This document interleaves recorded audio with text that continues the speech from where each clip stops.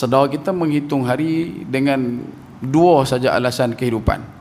Yang pertama, mati syahid. Yang keduanya, hidup mulia, berdiri di atas tanah merdeka. Dan kita tidak duduk dalam perkara itu. Sebab tu sahabat-sahabat kita di Palestin, dia mengatakan kepada kita, jangan pernah kesian dengan kami, patut kesian dengan kamu, sebab kami diserang dengan peluru yang nampak pada mata, tapi kamu diserang dengan peluru yang mengakibatkan kehancuran silaturahim sesama. Kita membunuh karakter di kalangan kita. Kita masih hidup dengan seronok sambil mencerca dan mengata. Kita duduk dalam keadaan tidak nampak betapa keruh jalan menuju kebaikan di waktu hadapan untuk kita hidangkan kepada anak-anak dalam keadaan kita hari ini senantiasa mencakar sesama sendiri. Dan perkara itu disebutkan oleh sahabat-sahabat kita sejak pada dulu lagi. Sahabat-sahabat kita di Palestin duk ingatkan benda itu lagi. Sebab tu disebut dengan jelas. Yang pertama antara benda yang diingatkan kepada kita, tanah adalah maruah, tanah adalah amanah, tanah adalah perjuangan. Tapi kalau kata kita duk sebut benda tu, kita duk beritahu benda tu, orang pekat duk jegi boleh main kat kita, maka tak perlu tunggu 80 tahun, tak perlu tunggu 50 tahun.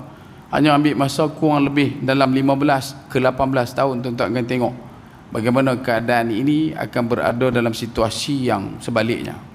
Ada orang membangkang dan juga membantah perkataan kita. Dia kata janganlah duk bagi takut-takut. Tak, bukan bagi takut, nak peringat.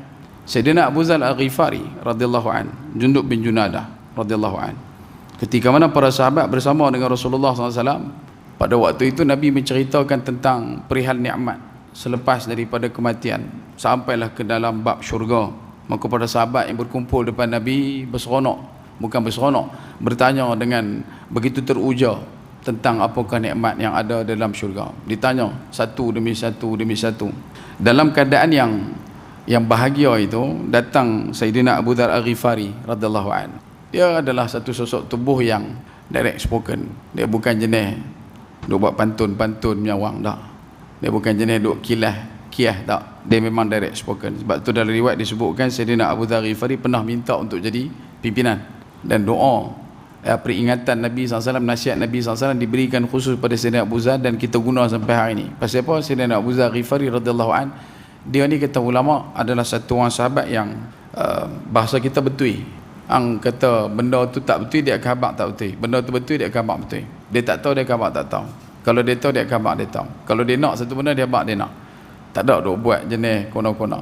Ada sebagian ulama kata dia macam dengan tidak merendahkan, tetapi keadaannya tu seperti mana autisme. Kita tengok dia jenis cakap direct, cakap lepas.